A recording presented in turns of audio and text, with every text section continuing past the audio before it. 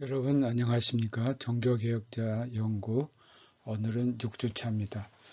지난 시간에 우리가 개교 기념일이라 수업을 못했고 오늘은 중간고사 기간인데 오늘 수업하고 다음 주에 우리가 중간고사를 오늘 배운 것까지 범위로 해서 치르겠습니다. 오늘은 우리가 루터 신학에서 매우 중요한 것을 다루는데 바로 십자가 신학과 노예 의지입니다. 여러분이 이 시간에 잘 들으시고 우리의 어떤 종교개혁자 루터 신학의 어떤 핵심 사항인 이 십자가 신학과 노예 의지가 여러분의 어떤 신학을 공부하고 또 목회를 하는데 이정표가 될 수 있으리라고 생각합니다. 16세기의 종교개혁가 루터는 가톨릭교회 영광의 신학 테올로기아 글로리에가 아닌 십자가 신학 테올로기아 크루치스에서 하나님에 대한 참된 인식에 도달합니다. 십자가 신학의 비중에 관해서 루터 연구자인 레베니치는 십자가 신학이 전체 루터 신학의 원리이며 루터 신학의 어떤 특별한 문장으로 제한될 수 없다고 주장했습니다. 루터는 인간의 지혜에서 하나님의 지혜로 영광에서 고난으로 옮김으로 기독교의 참 본질을 보게 된 것입니다. 루터의 십자가 신학과 노예 의지는 그의 두 개의 주요 작품인 하이델베르크 토론과 노예 의지 논쟁을 통해서 조명이 됩니다.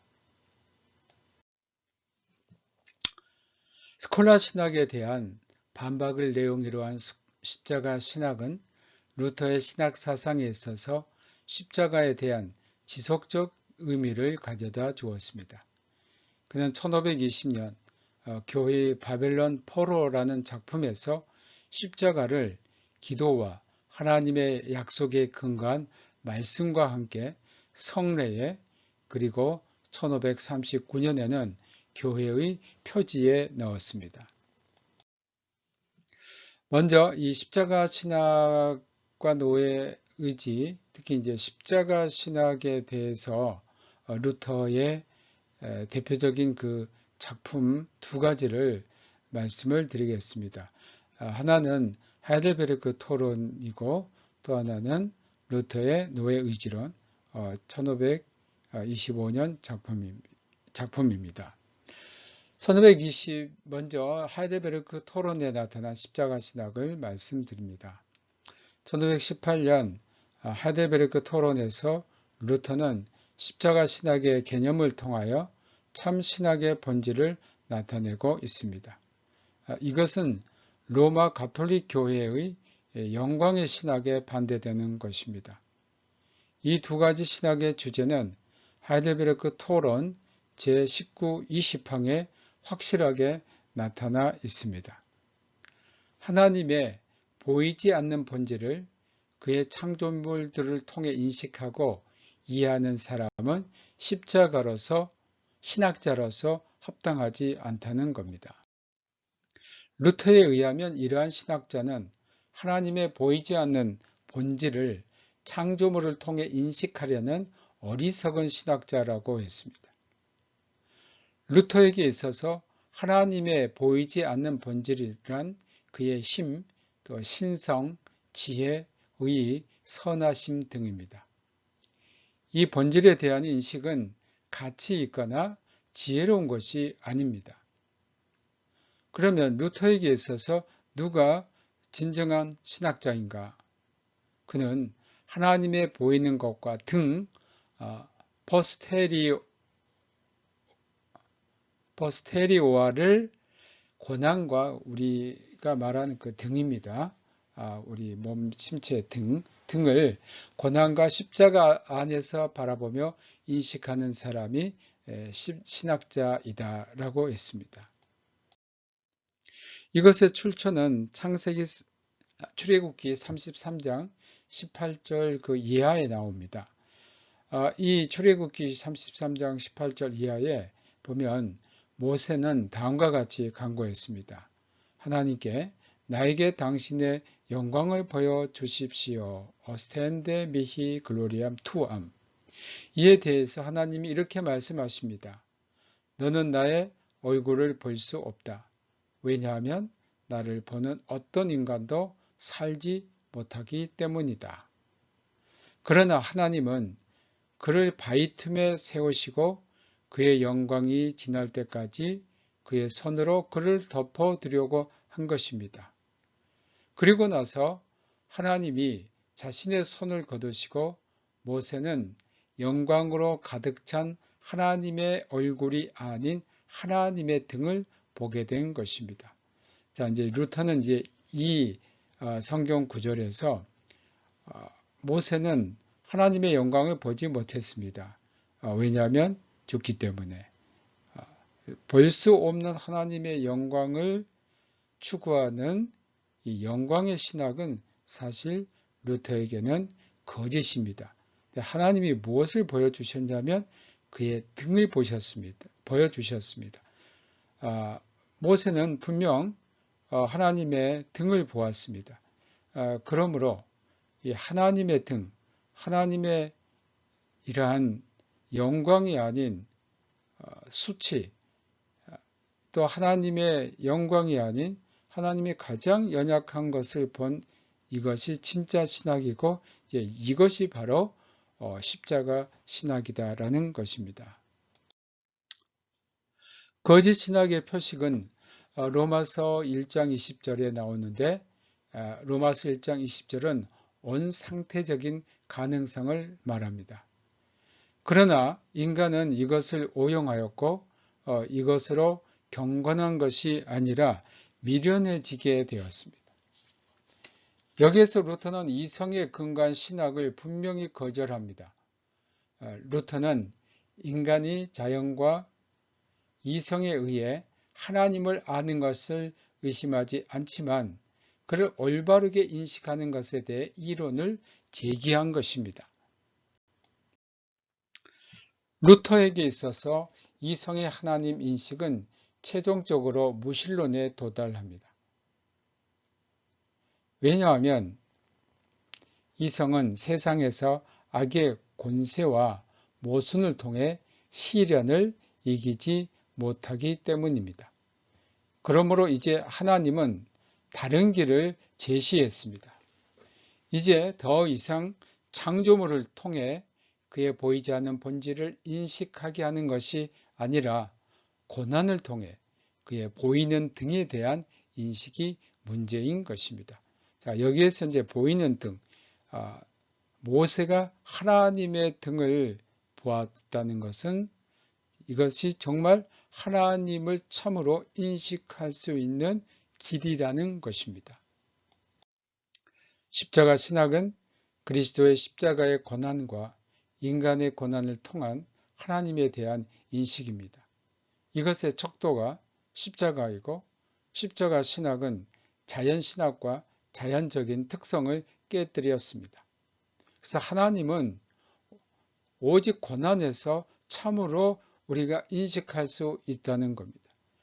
인간이 그리스도의 죽음을 자신의 죽음으로 체험하는 한에서 죽음 가운데서 그리스도의 죽음 가운데서 하나님이 우리와 만나시는 것입니다. 십자가는 하나님의 은폐되심이며 자각된 이성을 통한 하나님에 대한 모든 추상된 사유의 끝입니다. 십자가 신학은 루터의 전 신학적 사유를 관통하고 있습니다. 모든 바른 신학은 십자가의 지혜, 사피엔치아 크루치스입니다. 이것은 그리스도의 십자가는 하나님의 실제성과 그의 은총, 그의 구원, 그리스도인의 신분, 그리스도의 교회의 올바른 인식을 위한 척도입니다. 십자가는 하나님의 숨어 계심을 나타낸 것입니다. 왜냐하면 이것은 하나님의 능력이 아니라 무력함이기 때문입니다. 하나님의 능력은 직접이 아닌 역설적으로, 즉 무력함과 비천함 가운데 나타났습니다.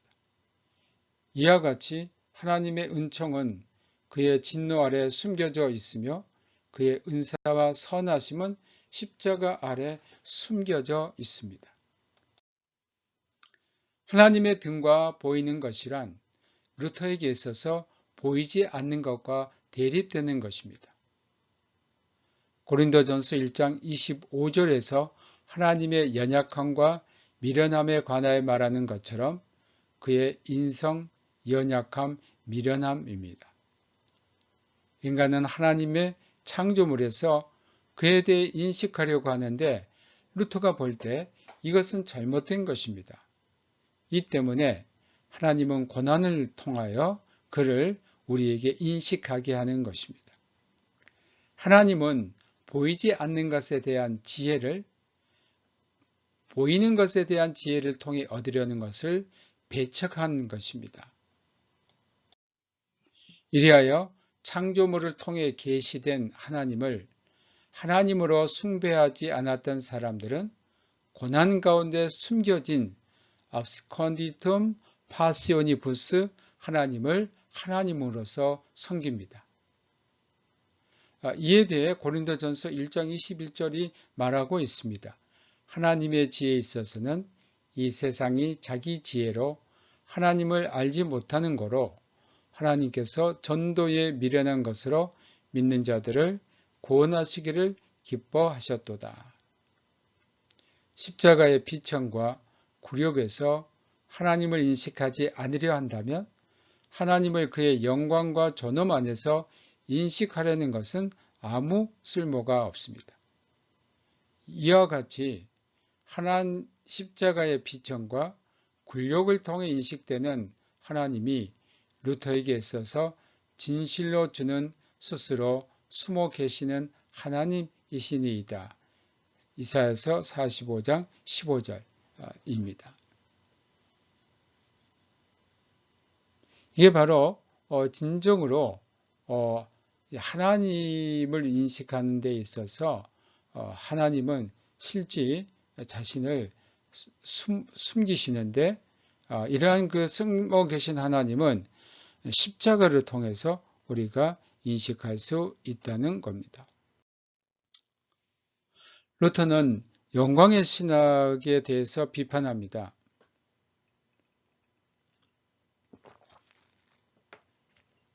21항에서는 영광의 신학자는 악한 것을 선하다고 하며 선한 것을 악하다고 한다.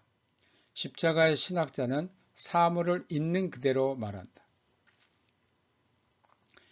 영광의 신학자가 그렇게 하는 이유에 대해서 루터는 그들이 그리스도를 알지 못한 데 있다고 봅니다. 영광의 신학자는 또한 고난 가운데 숨어 있는 하나님을 알지 못한다는 겁니다. 그래야 영광의 신학자는 고난 대신 공적을, 십자가 대신 영광을, 연약함 대신 힘을, 어리석음 대신 지혜를, 그리고 전적으로 어려운 것 대신 쉬운 것을 택합니다. 이것을 사도는 그리스도 십자가의 온수라고 한 것입니다. 영광의 신학자는 십자가와 고난을 미워하지만 공적 그리고 이것의 영광을 사랑합니다. 영광의 신학자는 십자가의 선을 악하다고 하고 공적에 유해한 것을 선하다고 합니다. 그러나 하나님은 오직 십자가와 고난 가운데 발견될 뿐입니다. 그러므로 십자가의 친구들은 십자가에 의해 공적이 허물어지고 공적에 의해 세워진 옛 아담이 십자가에 못 박혀야 하기 때문에 십자가를 선하다고 하며 공적을 악하다고 합니다. 인간의 선한 공적을 내세우지 않으며 고난과 해를 통하여 온통 비어있고 낮아져야만 인간 스스로가 아무것도 아니며 공적이 인간이 아닌 하나님께 속해 있다는 인식에 도달할 수가 있다는 겁니다. 루터는 인간의 공적을 인정하는 스콜라 신학, 특히 오캄의 파케레 쿼드 인세 에스트를 분명히 반대합니다. 이 파케레 쿼드 인세 에스트는 인간 스스로의 그 힘으로, 즉 자유의지의 그러한 능력으로 선을 행할 수 있고 또한 그 선을 행함으로 구원을 받을 수 있다는 것입니다. 제22항에서 루터는 하나님의 보이지 않은 본질을 공적에서 인식하고 바라보는 지혜는 뽐내며 눈멀게 하고 완고하게 한다고 보았습니다. 영광의 신학자들은 십자가를 알지 못하고 미워하기 때문에 필연적으로 이와 반대되는 것인 세상의 지혜, 영광, 권력 같은 것 등을 사랑할 수밖에 없습니다. 그리하여 이들은 이러한 사랑에 의해 더욱 눈이 멀어지고 완고해지게 됩니다. 즉 이들의 욕망이 소원 성취로 가라앉혀지게 된다는 것은 불가능합니다. 이것은 마치 돈이 많아지는 만큼 돈에 대한 사랑이 깊어가는 것과 같으며 또한 갈증이 나면 날수록 더 물을 마시는 것과 같은 것입니다. 루터는 이에 대해 물에 대한 갈증이 심하면 심할수록 더 마시게 되리라는 작자 미상의 시와 눈은 보아도 족함이 없고 귀는 들어도 차지 아니하는 도다라는 전도서 1장 8절의 말씀을 예로 들고 있습니다. 바로 이것이 모든 욕망이라는 겁니다.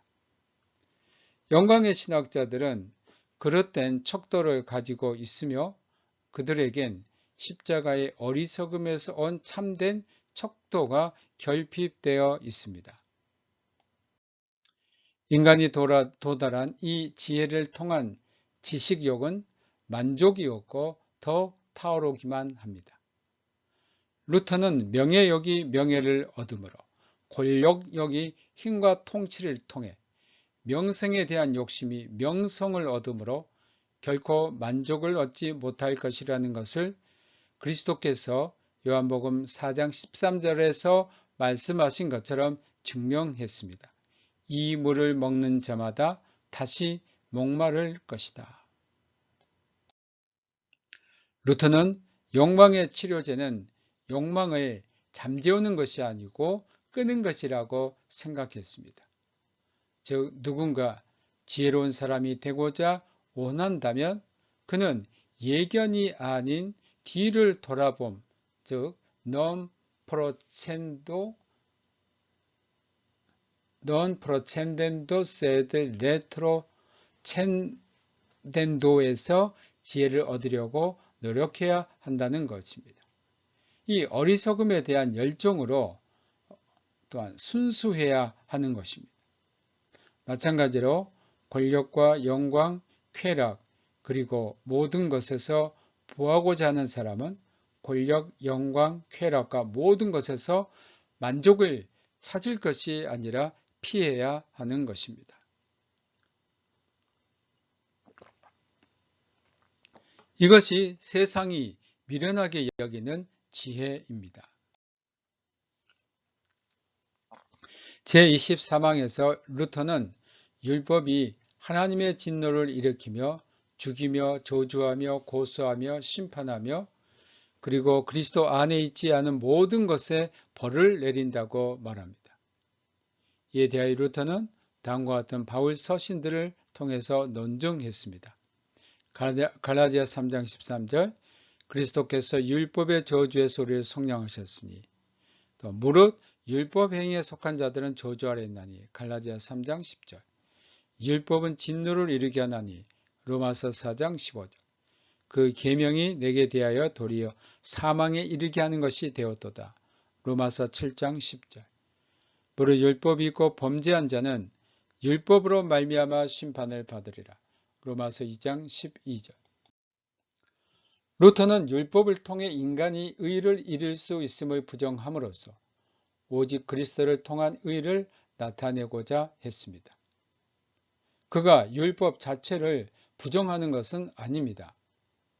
제24항에서 루터는 율법은 그 자체가 악한 지혜가 아니니 율법을 피하지 말라고 하면서 인간이 십자가 신학 없이 가장 좋은 것을 가장 나쁜 것으로 악용했다고 보았습니다.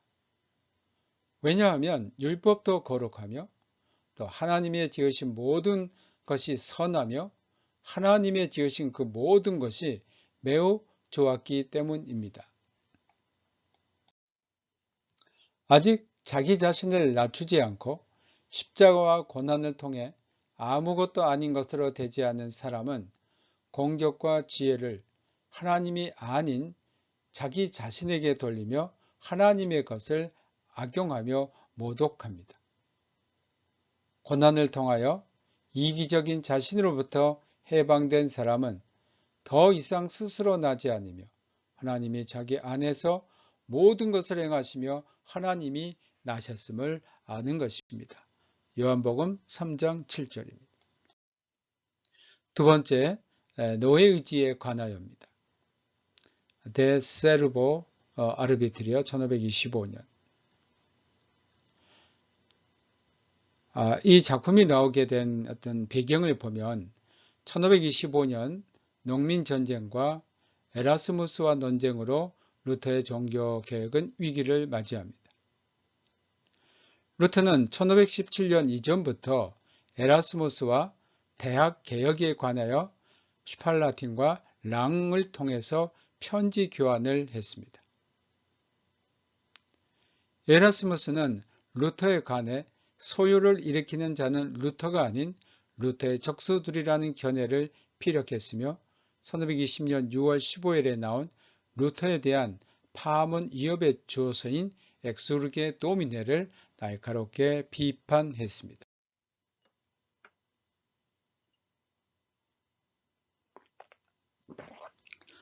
이로 인하여 루뱅, 홀랜드, 파리, 스페인, 그리고 이탈리아에서 에라스무스를 루터 편으로 이해했습니다. 또 에라스무스가 루터의 이름으로 글들을 써서 발표한 것이라는 풍문이 또 돌았습니다. 1522년 3월 30일 피르크하이머에게 보낸 편지에서 에라스무스는 루터란들은 비방문으로 나를 위협하고 황제는 내가 루터서의 모든 머리요 근원이라고 확신하고 있다고 썼습니다. 그리고 에라스무스는 카톨릭 그리고 루터파로부터 모두 불신임을 당했습니다. 자신이 루터파가 아니라는 결백을 나타내기 위해서 루터를 반박하는 글을 써야 한다는 또한 위협을 에라스무스는 받았습니다. 1524년 6월 19일 편지에서 에라스무스는 왕들 친구들이 모든 점에서 루터를 반박하는 글을 쓰라고 독촉했다는 말을 했습니다. 그래야 에라스무스가 1524년 9월 자유의지에 관한 연구 디아트리베 데 리베로 아르비트리오를 출판했습니다. 이 책이 비텐베르크에 도착하자 무엇보다도 멜랑크톤은 이것이 뜨거운 논쟁을 불러일으키리라고 걱정했습니다. 이 때문에 멜랑크톤은 에라스무스에게 사람들이 이 책을 무관심하게 받아들이고 그들의 절제에 만족하였으며 루터 또한 이에 대한 답변을 하지 않기로 했다고 약속했다고 답장을 했습니다. 대립을 억제하고 조화롭게 조정하려는 멜랑크톤의 노력은 수포로 돌아갔습니다. 루터는 1524년 11월 1일 슈팔라틴에게 이렇게 편지를 썼습니다. 자유의지에 관한 책이 나에게 이처럼 구역질이 나게 할 줄이야 믿어지지 않습니다. 나는 아직 2장도 채 읽지 않았습니다. 훌륭하게 교육받은 사람의 이렇게 형편없는 책에 답변해야 한다는 것이 지루할 뿐입니다. 루터는 이에 대한 답변인 노예의지에 관하여 데 세르보 아르비트리오를 1525년 9월에 쓰기 시작해서 11월에 완성하여 12월에 출판했습니다. 이 2달 만에 이 글을 썼다는 것이 정말 놀라울 뿐입니다. 굉장히 긴 글이고 또 그 안에 내용 자체가 상당히 어려운데 2달 만에 컴퓨터도 없는 그 시대에 또 볼펜도 없는 그 시대에 그 새 깃털에 잉크를 묻혀가지고 2달 만에 이 방대한 저서를 완성했다는 것은 정말 놀라울 뿐입니다. 루터는 답변이 늦어진 이유는 칼슈타트와 논쟁 때문이라고 했습니다. 에라스무스는 이에 대해서 1526년 2월 방패라는 제목의 글로 답변을 했지만 루터는 더 이상 응하지 않았습니다. 그러나 루터는 에라스무스에게 자신이 과격한 표현을 했던 것에 대해 사과를 했습니다. 다음으로 의의 의지에 나타난 십자가 신학입니다. 루터는 이미 하이델베르크 논제에서 숨어 계신 하나님에 관해서 언급을 했습니다. 루터에게 있어서 숨어 계신 하나님의 견해에 관한 출발점은 하나님이 자신을 계시하기 위해 자신을 숨기신다는 사상입니다. 숨어 계시는 하나님은 신앙을 요구하고 가능케 하기 위해 먼저 자신을 숨기십니다. 하나님의 계시의 숨겨짐에 대하여 하나님의 바라는 것과의 일치가 인간의 편에서는 신앙이 됩니다. 숨어 계시는 하나님은 십자가에서 그의 사랑을 계시한 바로 십자가에 달리신 분입니다. 숨어 계신 하나님은 계시된 하나님 데우스 레벨라투스에 나타난 방식입니다. 십자가 신학이 또한 노예 의지에 관하여도 계속되는데 루터는 에라스무스가 하나님에 대해 잘못 인식하고 있는 것은 자유의지 입장에서 성서를 해석하는 데서 문제가 발생했다고 보았습니다. 루터는 에스겔 33장 11절, 시편 30편 5절, 또 69편 17절과 마태복음 11장 28절, 그리고 출애굽기 20장 6절을 근거로 하여 성경은 하나님의 은총과 하나님께 가는 길을 약속한다고 주장했습니다. 하나님이 인간에게 주시는 것은 자비와 은총과 생명과 평화 그리고 구원입니다. 하나님의 약속과 신뢰와 은총의 말씀에서 자유의지는 증명될 수 없는 것처럼 자유의지 또한 내가 악인의 죽음을 원치 않는다. 에스겔 33장 11절 이것을 증명하지 못할 것입니다. 루터는 에스겔 33장 11절을 해석함에 있어서 에라스무스가 율법과 복음의 말씀을 구별하지 않았음을 지적했습니다. 에라스무스는 내가 악인의 죽음을 원치 않는다를 내가 악인이 죽도록 죄를 범하거나 또는 죽을 죄인이 되는 것을 원하지 않는다로 해석하고 있다는 겁니다. 즉 하나님이 인간의 죄를 원치 않으시는 것으로 해석했다는 겁니다. 루터는 이것을 에라스무스가 인간의 무지를 통해 성경을 해석하고 이해하기 때문이라고 보았고 성경이 어두워지고 그래서 불확실하게 되었다고 했습니다. 여기서 루터는 에라스무스의 성서 해석이 불명료하고 성경에 근거한 그의 자유주의 주장도 정당하지 않음을 드러내고자 한 것입니다. 루터는 에라스무스가 자유의지를 증명한다는 것은 부적절한 일이라고 보았습니다. 에스겔 33장 11절은 매우 강하게 자유의지를 반박하고 있으며 이것을 에라스무스가 잘못 해석했다는 겁니다. 하나님이 우리를 세심하게 살피시고 우리에게 그의 풍성한 은혜를 허락하셨기 때문에 자유의지 자체가 아무런 능력이 없는 겁니다. 자유의지는 오히려 화를 내게 하고 지옥으로 떨어뜨린다는 겁니다. 루터는 율법뿐 아니라 성경에 나오는 하나님의 모든 약속의 말씀이 자유의지를 억누르고 지워버리고 있다고 말합니다. 바로 에스겔 33장 11절은 이것을 증명하고 있습니다. 이 말씀은 하나님을 찬양하고 하나님의 은총과 자비를 세상에 주는 것을 나타낸 것이며 슬픔과 두려움에 찬 양심이 기쁨과 감사로 이 은총을 받아들이게 된다는 것입니다.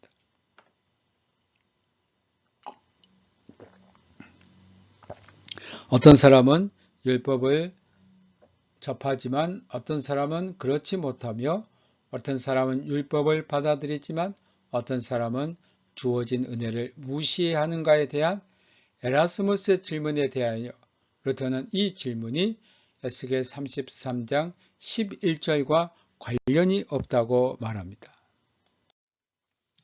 루터는 여기에서 말하고 있는 것은 은총이지 하나님의 신비하고 거룩한 의지가 아니라는 것입니다.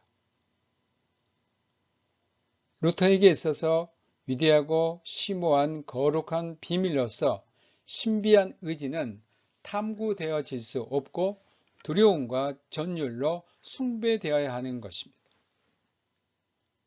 그러나 에라스무스는 하나님은 하나님의 의지를 설교하게 하고 우리에게 계시된다고 했습니다. 이에 대해 루터는 설교된 하나님 데우스 프레디카투스와는 달리 하나님은 스스로 드러내지 않으며 숨겨져 있다고 했습니다. 즉 데우스 압스컨디투스.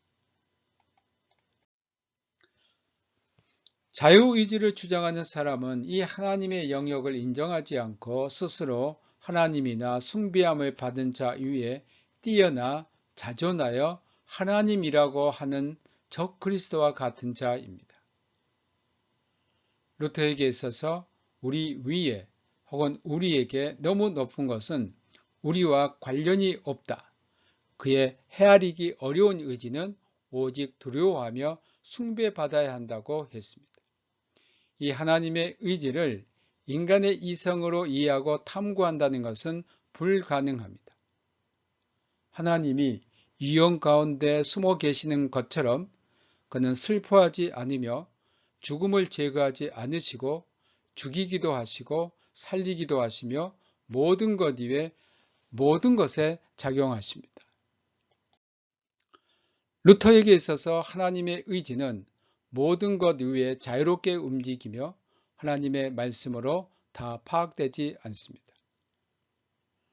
루터는 에라스무스가 설교되고 계시된 하나님과 숨어 계시는 하나님 사이를 구별하지 않는데 잘못이 있다고 보았습니다.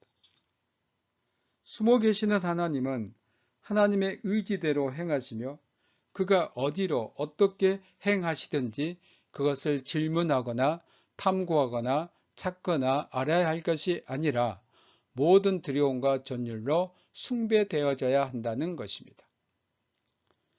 여기에 전적으로 숨은 하나님의 실제가 있다는 것에 대해 에라스무스는 아무것도 모릅니다.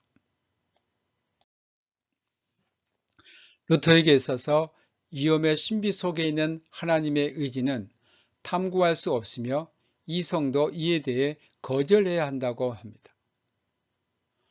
루터는 이것을 그리스도와 연결했습니다. 그리스도 안에 하나님에 대한 지혜의 모든 보화가 감추어져 있으며 그리스도는 하나님의 비밀이라는 겁니다. 골로새서 2장 3절.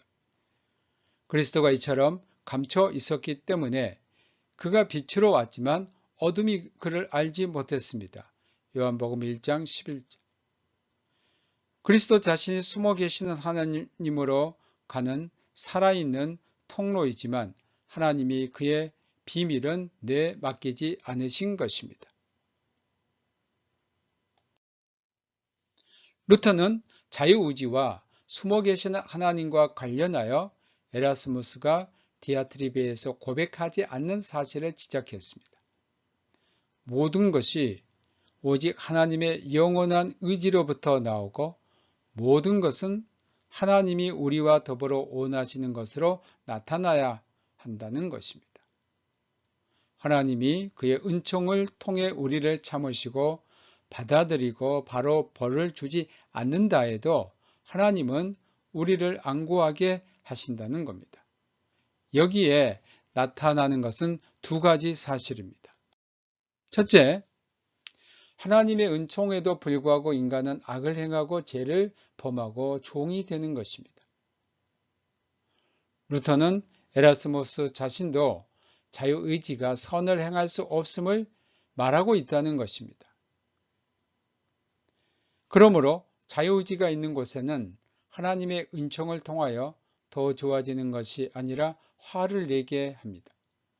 왜냐하면 자유의지가 있는 곳에는 하나님의 자비를 통해 인간이 영으로 도움을 받지 못하기 때문입니다.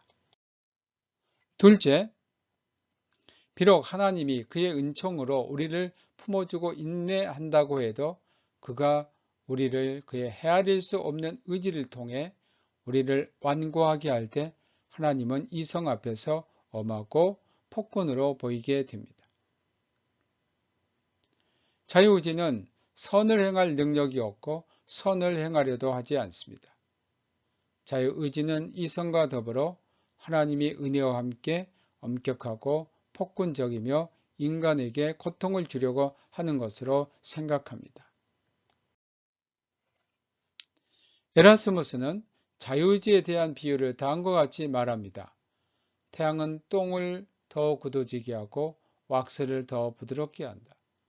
마찬가지로 비가 옥토를 적셔 열매를 맺게 하고 나쁜 땅에서는 가시나무가 자라게 한다. 똑같은 하나님의 은혜인데 어떤 이는 완고해지고 어떤 이는 회개한다. 이에 대해 루터는 에라스무스의 비유가 적절하지 않다고 보았습니다. 루터에게 있어서 자유의지는 똥과 왁스, 옥토와 나쁜 땅의 두 종류로 나타나지 않습니다. 오직 하나의 자유의지가 있을 뿐입니다. 즉 모든 인간은 선을 행할 수도 없고 아무것도 아니라는 것입니다. 똥, 나쁜 땅은 선을 원하지도 않고 회개하지도 않는 인간의 본 모습을 나타낸 것이라는 겁니다. 이런 인간이 하나님의 본질에 관하여 말할 수는 없습니다. 그러므로 어떤 이는 은혜를 받아들이고 그렇지 않은 것에 대해서는 어떤 이유도 말할 수 없습니다. 다만 이것은 하나님의 관대하심과 벌로밖에 말하거나 가르칠 수밖에 없습니다. 모든 인간에게 있는 자유의지가 선을 원하지 않는다는 사실을 받아들이지 않는다면 하나님의 선택이나 예정이 아닌 하나님의 진노를 받아들이거나 거절하는 자유의지가 있을 뿐입니다. 이것은 인간 스스로 하나님의 선택을 취할 수 있는 것을 이해하게 되며 이방인이 말하는 운수나 행운과 같은 것이 됩니다. 그러므로 이것은 우상이 되며 불완전한 신이 됩니다. 아리스토텔레스가 이러한 신을 예시했습니다. 이 신은 잠자며 그의 은혜와 벌을 원하는 대로 사용하게 하거나 남용하도록 합니다. 그리고 인간의 이성이 가장 높은 데서 왔다고 한다면 하나님도 판단할 수 있다고 가르칩니다. 근데 루터는 디아트리베에서 이것을 가르치고 있다고 지적했습니다. 루터가 볼 때 에라스무스의 디아트리베에서 성서조회와 상징어는 우상을 만들어 놓았으며 먼저 자유의지의 의미를 부여하고 모든 인간에게 자유의지가 있음을 주장했다는 겁니다. 그러나 디아트리베 자체도 자유의지는 그 자체의 힘으로 선을 행할 능력이 없음을 결론 내렸다는 것입니다. 루터에게 있어서 자유의지의 인정은 결국 인간 행위의 정당성에 대한 인정이며 십자가 신학에 대한 부정을 뜻했습니다. 하나님의 의지에 대한 탐구를 위해 에라스무스는 바로의 이야기를 꺼냅니다. 에라스무스는 하나님이 의로우실 뿐 아니라 은혜로우신데 바로의 악을 통하여 자신의 힘을 나타내려고 바로의 마음을 완고하게 한 것은 적절하지 않다고 보았습니다. 여기에서 에라스무스는 오리게네스의 의견을 받아들이고 있습니다. 하나님이 바로에게만 완고해지는 기회를 주셨다. 그러나 잘못은 바로에게 있다. 에라스무스는 내가 너를 세웠음은 나의 능력을 네게 보이고 출애굽 9장 16절이라는 말씀에 대해 오리게네스를 참고하여 내가 너를 지었다고 말하지 않았음을 지적했습니다. 오리게네스는 하나님이 바로를 지으셨다면 바로가 더 이상 불신앙하거나 악하지 않을 것이라고 말합니다. 왜냐하면 하나님이 그가 만드신 모든 것을 보시고 이 모든 것이 매우 좋았다. 창세기 1장 31절에서 말씀하셨기 때문입니다.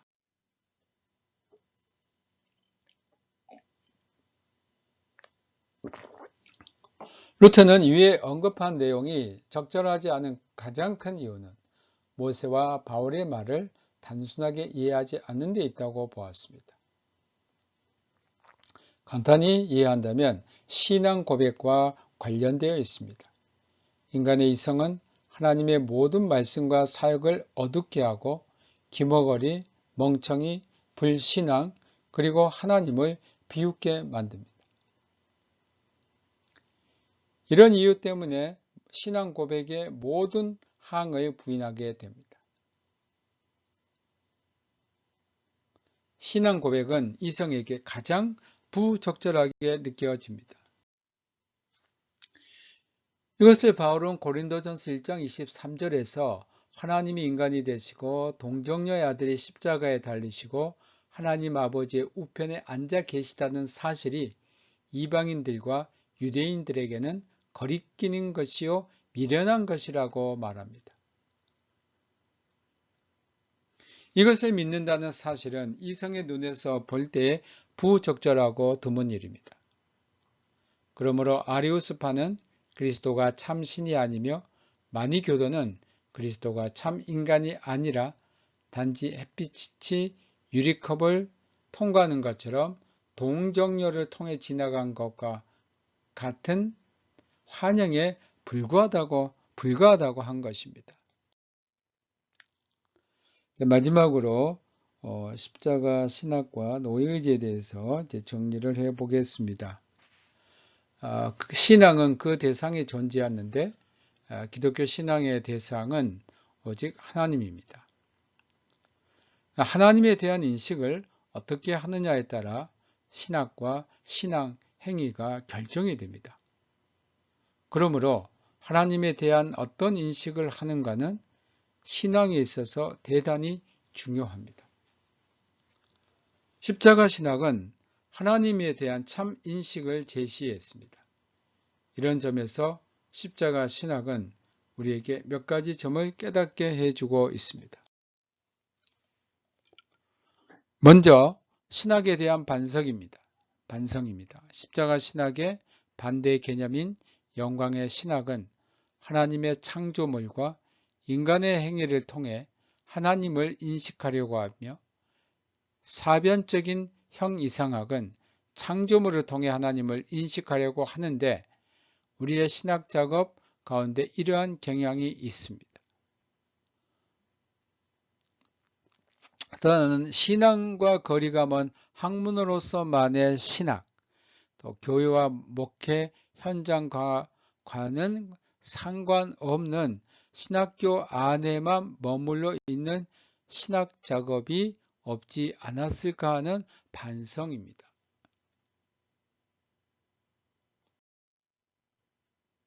둘째는 신앙생활에 대한 반성입니다. 루터의 십자가 신학은 신앙과 삶이 하나였습니다. 그러나 우리 현실을 보면 신앙과 행위의 이혼론이 언제나 우리를 짓누르고 있습니다. 이것은 우리가 십자가 신학보다는 영광과 권세가 척도가 되는 영광의 신학을 추구하기 때문일 것입니다.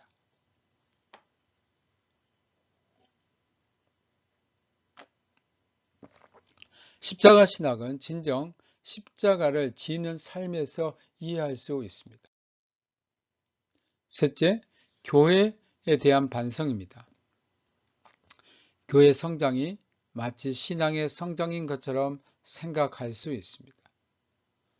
그러나 성장 이주의 정신은 결국 영광의 신학과 관련을 맺습니다. 십자가 신학은 보이는 교회의 예형적인 성장보다는 신앙의 본질을 계속 추구하는 것입니다.